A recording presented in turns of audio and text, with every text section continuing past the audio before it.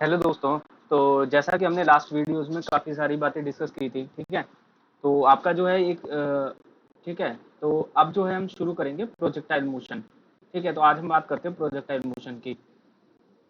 तो बात करते हैं कि प्रोजेक्टाइल मोशन को अगर हम डेली लाइफ में देखें तो प्रोजेक्टाइल मोशन हमने कहीं देखा है क्या? Projectile motion, there is a plenty of example around us which are related to projectile motion. ठीक है। तो कोई भी एक ऐसा मोशन जो स्पेस में हो रहा हो अंडर द ग्रेविटी। ठीक है, आपको पता है कि कोई भी ऑब्जेक्ट जो होती है वो हमेशा अर्थ की तरफ डाउनवर्ड फॉल होती है ना, due to the force of attraction by the earth. ठीक है, सो क्योंकि वहां पर ग्रेविटी एक्ट कर रही है, और ग्रेविटी बेसिकली योर जी, जिसको आप बोलते हो 10 मीटर पर सेकेंड स्क्वायर। तो वो एक एक्सेलरेशन होता है। ठीक है, एक्सेलरेशन ड्यू टू ग्रेविटी। तो हम बात करते हैं कि कोई भी एग्जांपल अगर आप लेते हो इस यूनिवर्स में। ठीक है, इस यूनिवर्स का मतलब अर्थ पर अगर आप कोई भी एग्जांपल लेते हो और अगर वो स्पेस में हो रही है, if the motion is in under the gravity, then we can say that it is under the projectile motion. ठीक है, तो शुरू करते हैं। तो सबसे पहले मैं आपको एक डेफिनेशन लिख के दिखा देता हूँ।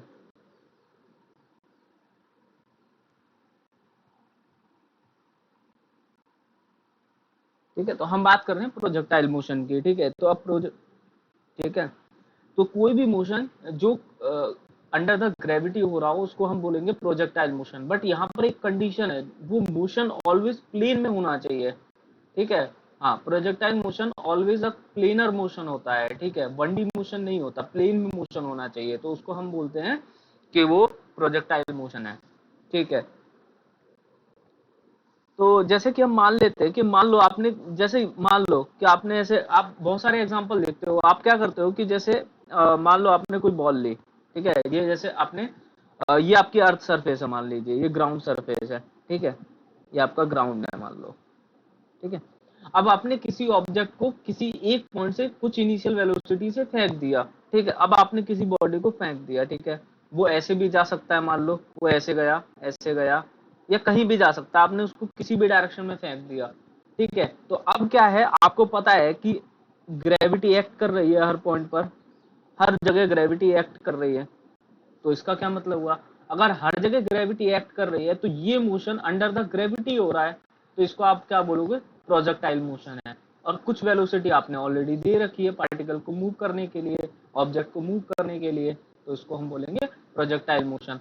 और आपको दिखाई दे रहा है कि ये मोशन एक प्लेन में है। अगर आप देखना चाहो कि ये मोशन एक प्लेन में है, ये कोई वन डी मोशन नहीं है, प्लेनर मोशन है। तो रिक्वायरमेंट प्रोजेक्टाइल मोशन के लिए यही है कि प्लेनर मोशन होना चाहिए। ठीक है, तो आप लिख सकते हो कि motion under the influence of gravity, अगर आप शॉर्ट में लिखना चाहते हो।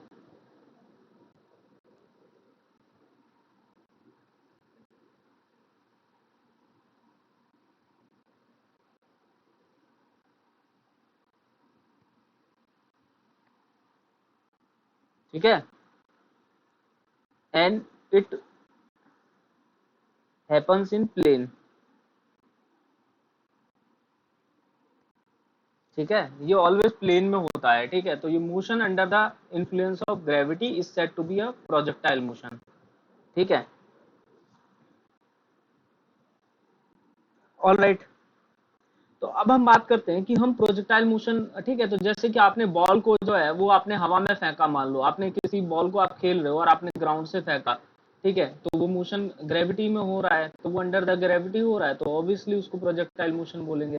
ठीक है, आपने देखा होगा कि जो खेल खिलाड़ी होते हैं वो भाला फेंकते हैं, तो वो it is also an example of projectile motion. ठीक है, आपने बचपन में धनुष और बाण का गेम जो होता है वो खेला होगा, तो वो भी एक प्रोजेक्टाइल मोशन है। ठीक है, आप अगर मान लो कि आप किसी प्लांट पर बैठे हुए हो, मान लो कि आप किसी ट्री पर बैठे हुए हो और आप यहाँ से नीचे आ रहे हो, कूद रहे हो। ठीक है, तो it is also an projectile motion. ठीक है, तो प्रोजेक्टाइल मोशन होता क्यों है ना, बात ये आती है कि प्रोजेक्टाइल कोई, अब जैसे मान लो कि आपने ये है, आपने किसी बॉडी को अगर आपने v वेलोसिटी से फेंका, तो ये बॉडी तो सीधे चली जानी चाहिए, तो ये बॉडी नीचे क्यों आई, कई बार दिमाग में आ सकता है। ठीक है, तो ये आई because it is this motion is under the gravity. ठीक है, क्योंकि ग्रेविटी ऑलवेज आपकी डाउनवर्ड एक्ट कर रही है, तो ये जो भी ऑब्जेक्ट है यहाँ पर उस ऑब्जेक्ट पर कंटिन्यूअसली एक डाउनवर्ड डायरेक्शन में फोर्स लग रहा है, और उस डाउनवर्ड डायरेक्शन में फोर्स लगने की वजह से ये बॉडी जो है ये नीचे की तरफ आ जाएगी। ठीक है, तो ये आपको समझ में आना चाहिए। ऑलराइट, ठीक है। तो ये जो मोशन है, जो आपने बॉल फेंकी थी, ये बॉल ऊपर ना जा करके, क्योंकि इस पे कंटिन्यूअसली नीचे फोर्स लग रहा है, तो ये फोर्स की वजह से ही जो जो बॉल है आपकी, ये जो है वो नीचे आती चली जाएगी। ठीक है, तो ये कुछ जो है वो ऐसे नीचे आती चली जाएगी। ठीक है, क्योंकि इस पे आप एक कंटिन्यूअसली फोर्स लगा रहे हो, तो फोर्स का इन्फ्लुएंस भी देखने को मिलेगा ना। और वो फोर्स किसके थ्रू लग रहा है? जो ग्रेविटी एक्ट कर रही है, ग्रेविटेशनल फोर्स की वजह से। ठीक है, आपका जो एक आगे चैप्टर आएगा ग्रेविटेशनल, उसमें और ज्यादा है कि ग्रेविटेशनल फोर्स कैसे वर्क करता है, उसकी क्या इक्वेशन होती है, मैथमेटिकल एक्सप्रेशन, वो डिस्कस करेंगे। ठीक है, तो अभी तो हमारा वो टारगेट नहीं है। ठीक है, so let's move to the topic कि ठीक है, तो there are plenty of examples. ठीक है, तो आप देखते हो बर्ड जो है, बर्ड जो आपकी फ्लाई कर रही है, ठीक है, प्लेन जो फ्लाई कर रहा है आपका, ये सभी एग्जांपल जो है वो प्रोजेक्टाइल मोशन के हैं। ठीक है, क्योंकि these are always under motion is in this case is always under the gravity, under the influence of the gravity. Okay, all right, so let's move to the topic projectile given horizontal सबसे पहले हम देखते हैं कि हम projectile motion में assumption क्या क्या लेते हैं। ठीक है, तो let's discuss about some assumption।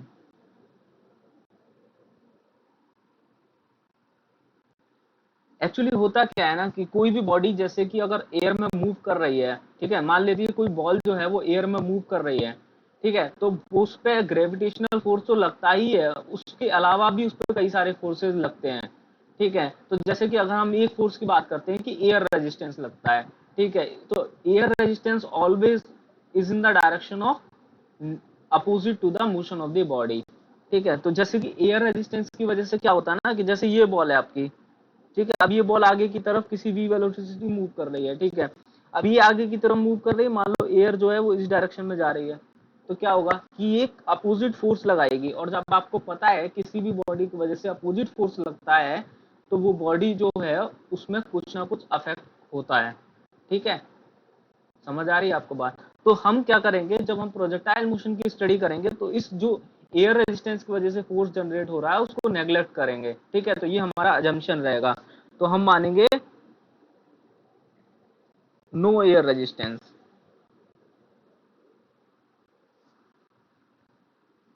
ठीक है, अच्छा, अब आपको एक और चीज पता है कि जो अर्थ होती है, वो अर्थ जो होती है, हम हमेशा जब भी हम कभी डायग्राम बनाते हैं तो आपने देखा होगा कि हम डायग्राम ऐसे फ्लैट बना देते हैं अर्थ को, जबकि आपको पता है अर्थ की एक्चुअल जो शेप हम मान के चलते हैं वो स्फेरिकल शेप मान के चलते हैं।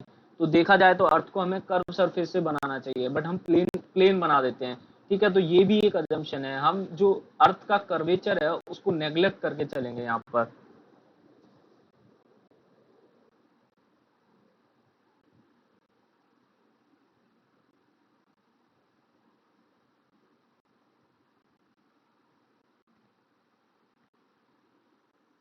ठीक है, curvature of the earth is neglected. ठीक है, दूसरा ये है कि आपको पता है रोटेशन की वजह से भी फोर्स लगता है, और जो अर्थ है वो रोटेट कर रही है। ठीक है, तो हम अर्थ के रोटेशन को भी नेग्लेक्ट करके चलेंगे यहाँ पर। आपको पता है कि कोई भी बॉडी रोटेशनल मोशन में होती है तो उसकी वजह से भी कुछ फोर्स आता है, जिसको अब हम आगे सर्कुलर मोशन में डिस्कस करेंगे। तो उन फोर्सेस को भी हम नेग्लेक्ट करके चलेंगे, तो हम लिखेंगे रोटेशन ऑफ,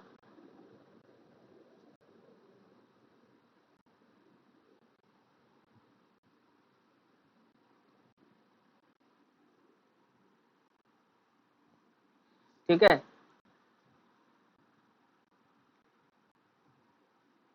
ठीक है, और दूसरा अजम्पशन क्या है? दूसरा अजम्पशन नहीं है, वो तो हम बोल ही सकते हैं कि प्लेनर मोशन है तो प्लेन में होता है, तो उसको हम अजम्पशन नहीं मान के चलेंगे, तो होता ही है प्लेनर मोशन, उसकी कंडीशन है। ठीक है, तो आप ये इतने जो है आपको इनको जो है करेक्ट करके चलना है।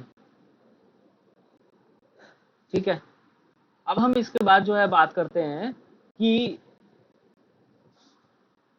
जो आपका पहला डिस्कशन है वो अब हम शुरू करते हैं, तो ये है projectile under projectile in horizontal direction. ठीक है, ठीक है, तो आपका ये टॉपिक है, ये है प्रोजेक्टाइल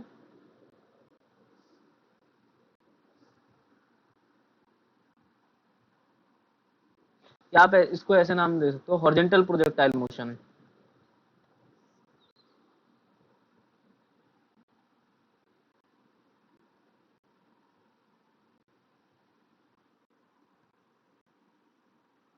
ठीक है, अभी हम हॉरिजेंटल प्रोजेक्टाइल मोशन देख रहे हैं। हॉरिजेंटल प्रोजेक्टाइल मोशन का मतलब ये है कि जो हमारा हॉरिजेंटली जो है हम उसकी बात कर रहे हैं, मतलब जो प्रोजेक्टाइल है वो उसमें जो वेलोसिटी है वो parallel to the horizontal plane है। ठीक है, तो वो हम अभी डिस्कस करना चाहते हैं। ठीक है, सो ठीक है, हम डिस्कस करते हैं। सबसे पहले तो सबसे पहले हम ये देखते हैं कि देखो,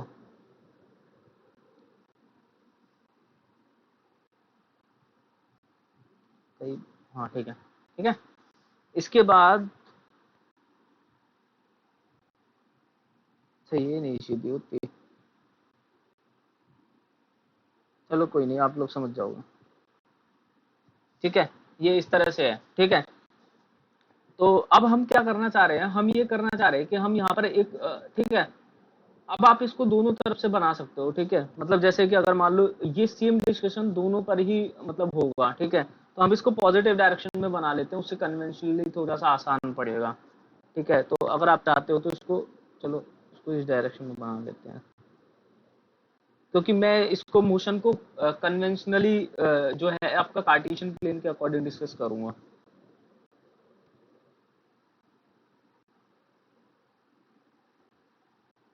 ये एक्स डायरेक्शन है आपकी, और ये है आपकी वाई डायरेक्शन। ठीक है, ठीक है। तो अब इनिशियली आपने एक जो है वेलोसिटी दे रखी है पार्टिकल में, जिसको आप बोलते हो यू, और जिसको आप बोल देते हो इनिशियल वेलोसिटी। ठीक है, अब आपको पता है कि जो न्यूटन की इक्वेशन ऑफ मोशन होती है वो जैसे कि आप लिखते हो कि आपके पास क्या होती है, v इक्वल में होता है u प्लस ए टी। ठीक है, फिर आप लिखते हो s equal to u t plus half a t square. ठीक है, फिर आप लिखते हो 2as इक्वल में v square minus u square. ठीक है, तो ये जो मोशन होता है, ये सभी इक्वेशंस ऑलवेज रिमेंबर रखना जब वैलिड होती हैं, जब एक्सेलरेशन जो होता है आपका कांस्टेंट होता है, तभी आप इन इक्वेशन को लगा सकते हो। अगर एक्सेलरेशन वेरिएबल है तो आप इनको नहीं यूज कर सकते हो। तो इनकी रिक्वायरमेंट क्या है कि एक्सेलरेशन जो है वो यूनिफॉर्म होना चाहिए,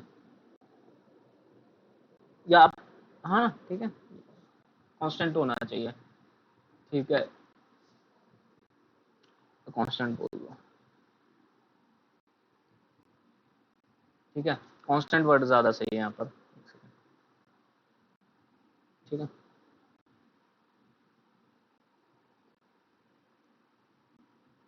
ठीक है, तो एक्सेलरेशन जो है वो आपका कांस्टेंट होना चाहिए। ठीक है, बट ये जो होता है ना, ये पर्टिकुलर डायरेक्शन के लिए ही वैलिड होता है। मतलब आप इन कंपोनेंट्स को एक्स में लिख सकते हो, वाई में लिख सकते हो, या जेड में लिख सकते हो। अब आपको पता है कि यहाँ पर दो डायरेक्शन है हमारे पास, एक एक्स एक्सिस और एक वाई एक्सिस है। तो इसी तरह के आपके पास 6 इक्वेशन होंगी। ठीक है, तो हम मान लेते हैं कि ये एक्स के लिए हमने लिखी है। ठीक है, ये एक्स के लिए हमने लिखी हुई है, सभी के नीचे एक्स लगा दीजिए आप। ठीक है, ये सभी हमने इक्वेशन एक्स के लिए लिखी है। इसी तरह से आप इक्वेशन जो है वाई के लिए भी लिख सकते हो। ठीक है, तो हम वाई के लिए भी नोट डाउन कर लेते हैं। ठीक है, वाई के लिए आप कैसे लिखोगे, वाई के लिए सेम लिखोगे, वी वाई इक्वल में you Y plus A Y into T. ठीक है, एस वाई इक्वल में you Y T plus half A Y into T square plus two A Y S Y equal में V Y square minus U Y square. ठीक है, तो total कितनी आपके पास 6 equation बन गई। अब इन्हीं 6 इक्वेशन से हम सॉल्व करके इस प्रोजेक्टाइल मोशन को सॉल्व करेंगे। ठीक है, तो ये आपको समझ में आना चाहिए। ठीक है, कि यहाँ पर 6 इक्वेशन कैसे बनेंगी। तो हम सबसे पहले ये प्रूव करना चाहते हैं कि अगर मैंने मान लो किसी बॉल को यहाँ से फॉल करा भी, तो क्या ये प्रोजेक्टाइल मोशन करेगी। हम कैसे मान लें कि ये बॉडी को जो आपने नीचे फेंका है, ये बॉडी इसी तरह का मोशन करके नीचे आएगी। चलो थोड़ा बहुत तो हमें समझ में आ रहा है कि भाई ग्रेविटी एक्ट कर रही है यहाँ पर, तो ये बॉडी डाउनवर्ड डायरेक्शन में जाएगी। पर आप ऐसा भी तो बोल सकते हो कि सर ये बॉडी ऐसे जाएगी। ठीक है, ऐसा भी बोल सकते हो आप ये भी बोल सकते हो कि सर ये कुछ ऐसे सर्कुलर भी, ऊपर तो नहीं जाएगी ऑब्वियसली, सर्कुलर भी आ सकती है, ऐसे करके ऐसे नीचे आ जाए।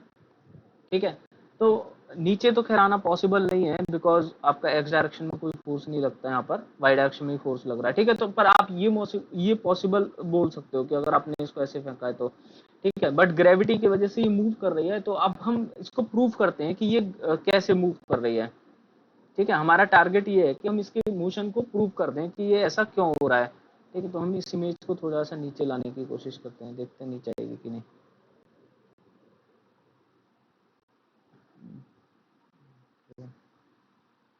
कुछ कंपोनेंट रह गए, ठीक है, इनको दोबारा लिख लेते हैं,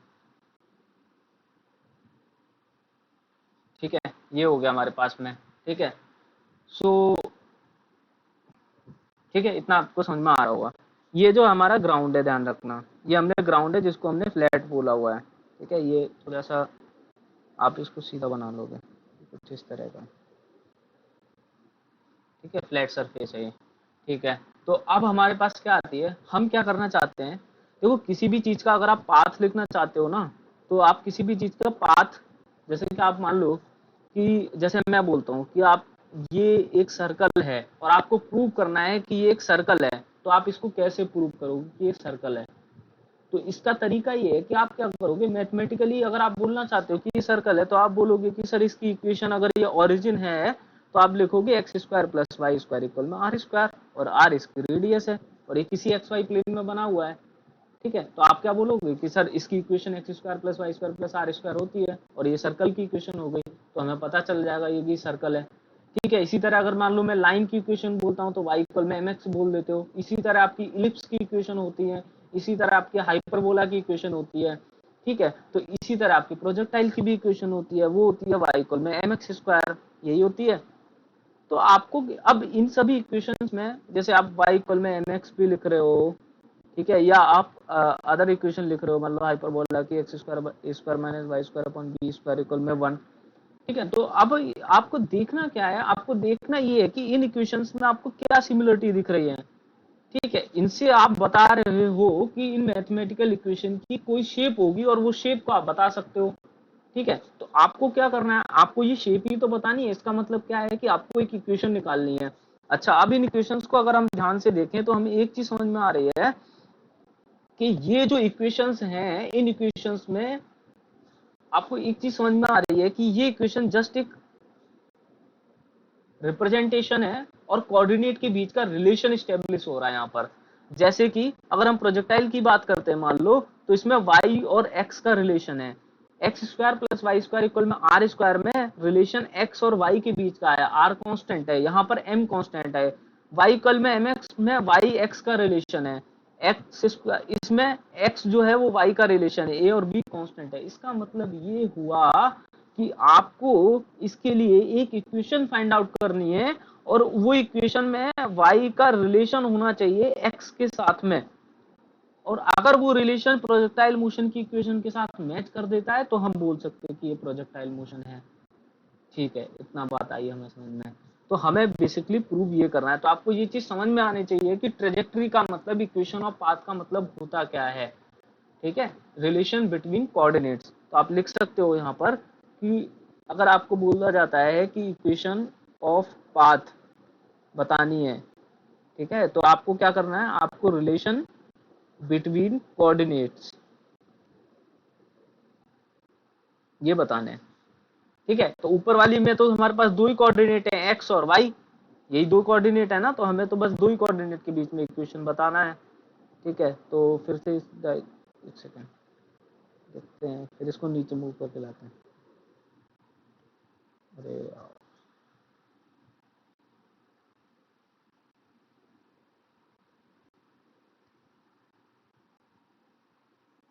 तो बीच में ही रहेगी।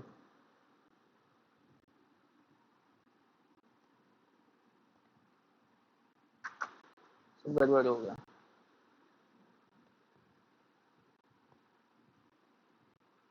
चलो कोई नहीं, हम दूसरा डायग्राम बना लेते हैं, ठीक है।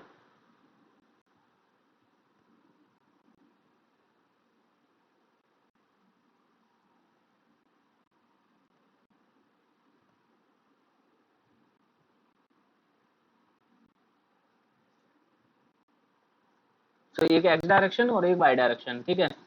सो अब हमें देखते हैं कि इसकी इक्वेशंस क्या होंगे, ठीक है। तो आपको पता है कि ये तो आपकी हो गई इनिशियल वेलोसिटी, ठीक है, तो ये तो इनिशियल वेलोसिटी होगी।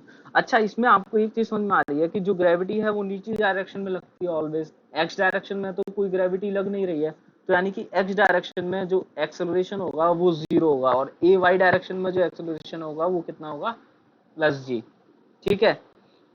अच्छा, ठीक है, तो इतना तो हमें समझ में आ रहा है, ठीक है। क्योंकि अगर आप ग्रेविटी की डायरेक्शन में ही हो तो ग्रेविटी ले सकते हो, ठीक है, और अगर आप कोऑर्डिनेट प्लेन्स को कंसीडर कर रहे हो तो फिर आपको माइनस जी लेना पड़ेगा, क्योंकि acceleration due to gravity negative y direction में, तो आप माइनस जी लोगे तो फिर उसी कन्वेंशन को, इसमें दो कन्वेंशन फॉलो किए जाते हैं, ठीक है। तो अगर कोऑर्डिनेट के हिसाब से चल रहे हो तो आप माइनस जी लिखना पड़ेगा, ठीक है, और अगर आप देखना चाहते हो कि एक्सेलरेशन की डायरेक्शन भी नीचे है तो ग्रेविटी भी नीचे ले रहे हो तो फिर आप इसको पॉजिटिव मान सकते हो, ठीक है, ठीक है। अच्छा, तो अगर हम ये डिस्प्लेसमेंट देखना चाहते हैं कि मान लो अगर हम डिस्प्लेसमेंट देखना चाहते हैं तो हम कैसे लिखें, तो देखो अब ये कोऑर्डिनेट जो होते हैं ना, ये कोऑर्डिनेट कभी भी बाउंड्री कंडीशन पे नहीं लिए जाते, पहली बात तो आपको कोई रैंडम पॉइंट लेना पड़ेगा, आपने कोई पॉइंट पी लिया एक्स और वाई, ठीक है, तो वो यहाँ से कितना दूरी पर है, एक्स दूरी पर है, ठीक है, समझ आ रही है आपको, एक्स डिस्टेंस पर है, ठीक है, और इसकी जो हाइट है वो हम बोल देते हैं, सपोज करो कैपिटल एच, ठीक है, और ये जो यहाँ से ऊपर से डिस्टेंस कितना है इसका, y है, ठीक है, इतना है, ठीक है। अब देखो यहाँ पर क्या है कि जैसे आप अगर ओरिजिन इसे बोलते हो तो फिर आपको इसको y कोऑर्डिनेट बोलना पड़ेगा, इस वाले को y कोऑर्डिनेट, और इसको x बोलना पड़ेगा, ठीक है। बट अगर हम यहाँ से मोशन देखें, अगर हम ओरिजिन इसे भी तो मान सकते हैं, तो ओरिजिन अगर आप इसे मानोगे तो ये ज्यादा आसान हो जाएगा, क्योंकि फिर आपको सब कुछ पॉजिटिव और पॉजिटिव लिखना पड़ेगा, ठीक है। तो आप एक काम करते हैं, हम इसमें जो है, या आप ऐसे भी कर सकते हो, ऐसे में भी कोई प्रॉब्लम नहीं है, तो लेट्स ऐसे ही डिस्कस करते हैं इसको, ठीक है। ठीक है, ठीक है। तो एक्सेलरेशन ड्यू टू ग्रेविटी को फिर हम नेगेटिव ले लेते हैं, हम कोऑर्डिनेट एक्सिस वाले पैटर्न को जो है उसको फॉलो करते हैं, ठीक है, ठीक है। तो एक्सेलरेशन आपका जो हो गया वो कितना हो गया आपके पास में, माइनस जी हो गया, ठीक है। यू आपकी इनिशियल वेलोसिटी हो गई जो time t equals to zero पर थी, ठीक है। तो फिर आपको जो वाई है ना, वो फिर वाई आपको ऐसे मानना पड़ेगा, रुको एक सेकंड, हाँ, वाई जो है फिर आपको इसे बोलना पड़ेगा, ठीक है। और अगर आप बॉडी आपकी यहाँ पर है तो फिर आपको एक्स जो है वो इसे बोलना पड़ेगा, ठीक है, ठीक है, इतना है समझ में आपको, ठीक है। हम दोनों डायग्राम बना के दिखा देते हैं, चलो आपको,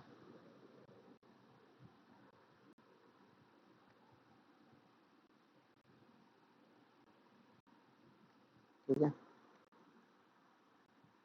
फिर वही गलती, देखो,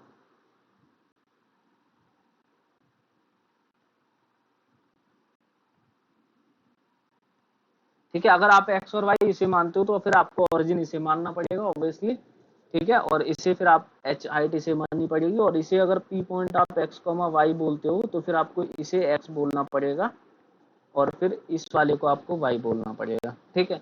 आंसर दोनों से सेम ही आएगा, तो ऐसे कोई आपको टेंशन लेने की जरूरत नहीं, ठीक है, ठीक है, ठीक है। तो अब हम शुरू करते हैं, ठीक है। तो अगर आप इसमें x लिखना चाहते हो तो x कितना होता है, डिस्टेंस क्या होता है, आपको पहले ही बता दिया गया है कि इसमें ए एक्स जो है वो जीरो है, ए वाई जो है आपका प्लस जी है, क्योंकि आपने नीचे प्लस पॉजिटिव वाई डायरेक्शन बनाई हुई है, तो नीचे जो एक्स डायरेक्शन, नीचे जो ग्रेविटी होगी वो पॉजिटिव वाई की तरफ है, तो इसलिए प्लस जी लिख दिया, ठीक है। अच्छा, अब आप क्या लिखोगे, डिस्टेंस एक्स डायरेक्शन में क्या है, एक्सेलरेशन कांस्टेंट है, एक्सेलरेशन कांस्टेंट है, तो आप एक काम करो, ये वाला फॉर्मूला यूज करो। अच्छा, एक बात याद रखो इसमें कि जैसे अगर मान लो हम यूज करते हैं इसमें टू ए एस इक्वल में, या ये काम, सॉरी ये वाला नहीं यूज करके आप ये वाला यूज करते हैं पहले। आपको पता है कि स्पीड इक्वल में क्या होता है, बोलो, डिस्टेंस अपॉन टाइम, ठीक है, यही होता है। तो डिस्टेंस इक्वल में स्पीड अपॉन टाइम, तो अगर आप एक्स लिखना चाहते हो, एक्स लिखोगे आप, एक्स और यू एक्स डायरेक्शन में इंटू टी, ये आ जाएगा एक्स इक्वल में यू इंटू टी, ठीक है। x इक्वल में u इंटू टी, ठीक है। और अगर आप इसको उन इक्वेशंस के थ्रू भी चलो लिखना चाहते हो तो वो भी आप लिख सकते हो। आपको 6 इक्वेशन बनाई थी, तो आप x डायरेक्शन में लिखोगे तो x डायरेक्शन की इक्वेशन यूज करोगे, तो ये वाला टर्म तो आपको 0 हो गया। एस एक्स कितना है, x डायरेक्शन में डिस्प्लेसमेंट कितना है, x, और यू एक्स कितना है, u। आपको जो ये u दिया हुआ था ना, ये बॉडी जो आपको दिया हुआ था कि जैसे u है, ठीक है, तो आपको ux जो है वो तो u है, और ये जो u y डायरेक्शन में है वो 0 है। तो आपने हॉरिजॉन्टल वेलोसिटी दी है ना, तो इसीलिए हॉरिजॉन्टल प्रोजेक्टाइल मोशन बोल रहे हैं, ठीक है। तो आपका ux जो है वो तो u हो गया, ठीक है, तो u इंटू टी आ गया। तो देखो इस वाली इक्वेशन से भी आ रहा है x इक्वल में u इंटू टी, ठीक है। तो आपको एक कोऑर्डिनेट तो यहाँ से पता चल गया। अब आपको दूसरा कोऑर्डिनेट निकालना है, ठीक है। तो x तो मिल गया, आपको y और निकालना है। तो आप लिखोगे एस वाई इक्वल में you Y T plus half A Y into T square, ठीक है। अब एस वाई कितना है आपके पास में, बोलो, डिस्प्लेसमेंट इन वाई डायरेक्शन। यहाँ से ये बॉल जो है यहाँ तक आई है, ठीक है, तो डिस्प्लेसमेंट वाई डायरेक्शन में कितना हुआ, वाई हुआ। ये देखो डिस्प्लेसमेंट वाई डायरेक्शन में कितना हुआ, वाई हुआ, ठीक है। समझ आ रही है आपको बात, ठीक है। तो ये वाई हो गया आपके पास में। ऑल राइट, अगर आप एक और चीज देख सकते हो, जैसे ये बॉडी है आपकी और ये यहाँ पर है, तो आप ये चाहो तो यहाँ से ऐसे शॉर्टेड डिस्टेंस आपकी ये होगी, ये आपकी शॉर्टेड डिस्टेंस होगी। समझ आ रही है, इस वाले पॉइंट से इस वाले पॉइंट तक का शॉर्टेड डिस्टेंस ये होगा। अब आपको पूछा जा रहा है, आपको वाई डायरेक्शन में पूछा जा रहा है, तो इसीलिए मैंने वाई लिख दिया, क्योंकि इसका अगर कंपोनेंट वाई डायरेक्शन में लोगे तो वाई आएगा, ठीक है।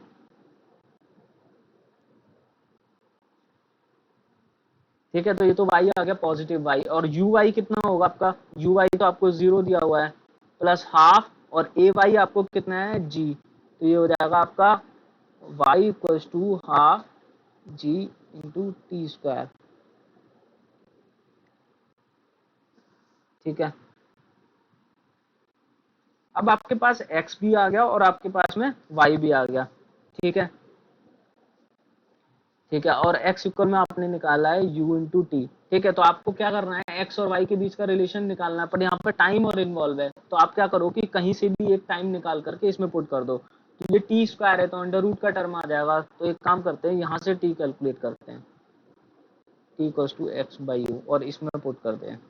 इसमें पुट करोगे तो कितना आएगा आपका, ये आ जाएगा हाफ जी इंटू टी स्क्वायर, हो जाएगा आपका x square upon you square, ठीक है। तो ये कितना आएगा आपके पास में, ये आएगा y इक्वल में जी एक्स स्क्वायर अपॉन में 2u स्क्वायर, ठीक है।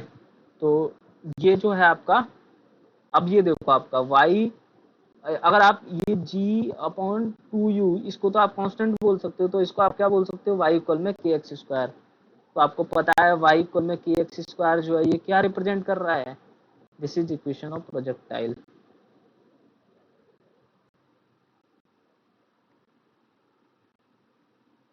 हॉरिजॉन्टल प्रोजेक्टाइल का है ये क्वेश्चन, ध्यान रखना, जब वेलोसिटी आपकी पैरेलल दी हुई है, ठीक है, सरफेस के। तो y इक्वल में के एक्स स्क्वायर हो गया, ठीक है। तो y इक्वल में के x square equation of projectile होता है, और ध्यान से देखो इसमें y जो है वो x कोऑर्डिनेट के बीच का रिलेशन है इसमें, ठीक है, ठीक है।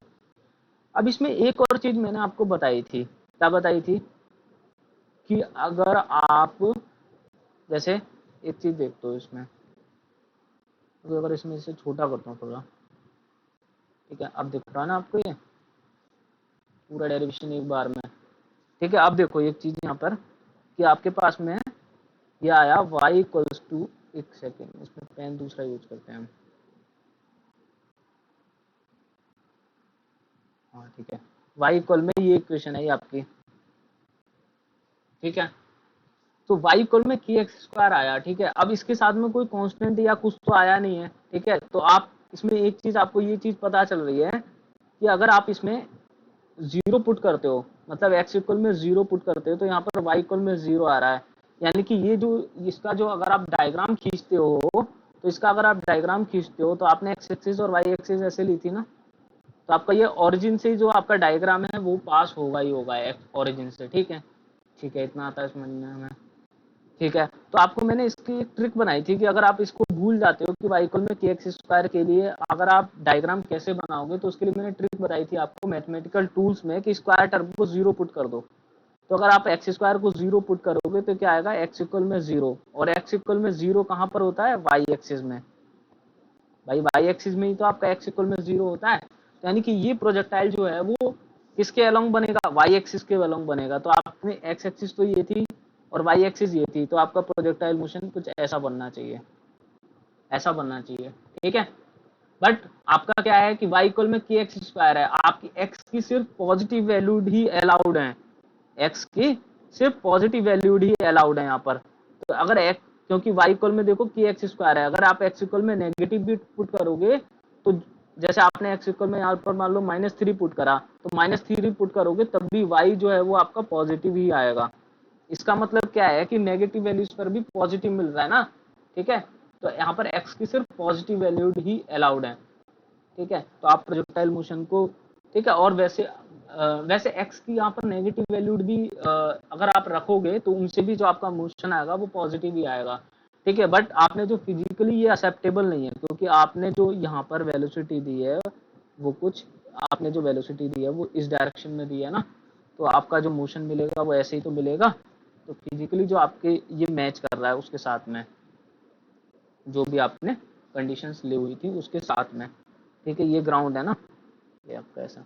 अब एक टाइम पे एक ही डायरेक्शन में तो फेंकोगे, अगर आपने इस डायरेक्शन में वेलोसिटी दी होती तो फिर प्रोजेक्टाइल मोशन ऐसा बन जाता, ठीक है, कुछ इस तरह का, ठीक है। यहाँ पर थोड़ा सा गलत हो गया, यहाँ पर एक्स के आप पॉजिटिव नेगेटिव दोनों वैल्यू ही अलाउड है, ठीक है। तो वाई इक्वल में पॉजिटिव, क्योंकि आप, है ना, बट वाई की नेगेटिव नहीं आएगा वाई। अगर आप बोलो कि सर ये ऊपर नेगेटिव में भी चला जाएगा तो ऐसा नहीं होगा, ठीक है। तो आपका जो अभी आपने जो केस लिया है वो ये वाला केस है आपका, ये वाला, ठीक है। तो ऑल राइट, आपको मुझे लगता है कि अब ये आपको प्रोजेक्टाइल मोशन से रिलेटेड कोई भी डाउट नहीं होना चाहिए, ठीक है। तो ये आपका प्रोजेक्टाइल मोशन का जो है ट्रेजेक्ट्री का इक्वेशन खत्म हुआ, ठीक है। तो नेक्स्ट स्लाइड में हम इससे रिलेटेड टाइम ऑफ फ्लाइट, इसका हॉरिजॉन्टल जो वर्टिकल जो मैक्सिमम हाइट हो सकती है वो कितनी होगी, time of flight and range, ये सब कैलकुलेट करेंगे। और उसके बाद हम वर्टिकल जो है प्रोजेक्टाइल मोशन को डिस्कस करेंगे, यानी कि मोशन इन अ प्लेन, ये भी मोशन इन अ प्लेन था ऑब्वियसली, ठीक है। तो वो हम डिस्कस करते हैं, ठीक है। So thank you so much, मिलते हैं नेक्स्ट वीडियो में।